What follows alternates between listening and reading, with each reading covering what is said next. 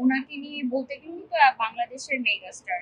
তো একজন শিল্পী যখন 25 বছর ধরে একটা ইন্ডাস্ট্রিতে লিড করছে, তাকে নিয়ে বলার মতো আমি আমি আসলে কি, তিনি নিজেই তার কাজ দিয়ে পরিচয় দিয়ে দিচ্ছেন যে তিনি আসলে কি, এবং প্রতিনিয়ত তার কাজের যে মান সেটা বাড়তে আছে। তো আমরা ওনাকে দেখে আসলে শিখছি যে কিভাবে একদম শূন্য থেকেও অনেক উপর পর্যায়ে নিজেকে নিয়ে যাওয়া যায়। এখন উনি আমাদের ধরাছোঁয়ার বাইরে, কারণ উনি মেগাস্টার। আচ্ছা, আমি আমি মূলত আম, একজন শিল্পী হিসাবে মুস্তফা সরোয়ার ফারুকী স্যারকে একজন নির্মাতা হিসাবে চিনি সর্বপ্রথম। তো উনি একজন খুব ভালো নির্মাতা, এবং এর এই জন্য ওনার যে সম্মান উনি অর্জন করেছেন অলরেডি, ওই সম্মান তাকে দেওয়া উচিত। আর পরবর্তী যেটা বলবো, উনি আগে কি করেছেন বা উনি কোনো রাজনীতি সাথে জড়িত ছিলেন কিনা, উনি কার পক্ষে ছিলেন বিপক্ষে ছিলেন, এগুলো কিছুই আমি আসলে জানি না।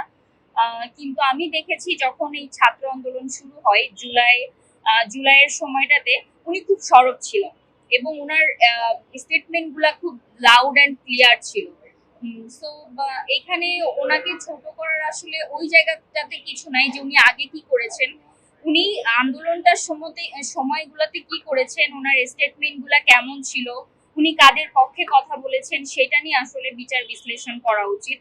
এবং একজন মানুষ একটা জায়গাতে গিয়েছে, সেই জায়গাটাতে পাওয়ার পর সে ওই জায়গাটা নিয়ে কি কাজ করে, আগে আমাদের সেটা দেখা উচিত, তারপরে তার সমালোচনা করা উচিত আমার মনে হয়। আমার অভিনয়ে আসার গল্প, আমি জগন্নাথ ইউনিভার্সিটি নাট্যকলা বিভাগের শিক্ষার্থী। তো আমার ভার্সিটির একজন সিনিয়র আর্থিক সচিব ভাইয়া, উনি আমাকে নক করেন যে উনি ওনার টিমে আমাকে নিয়ে কাজ করতে চান। তো আমার জার্নিটা প্রাঙ্কিং এর মাধ্যমেই শুরু হয়েছে, এখনো চলমান। তবে এখন আমি শুধু প্রাঙ্কিং এ আমার জার্নি সীমাবদ্ধ নেই বা রাখতে চাচ্ছি না। আমি শিল্পী হিসাবে সবার সাথেই কাজ করতে চাচ্ছি, এই তো।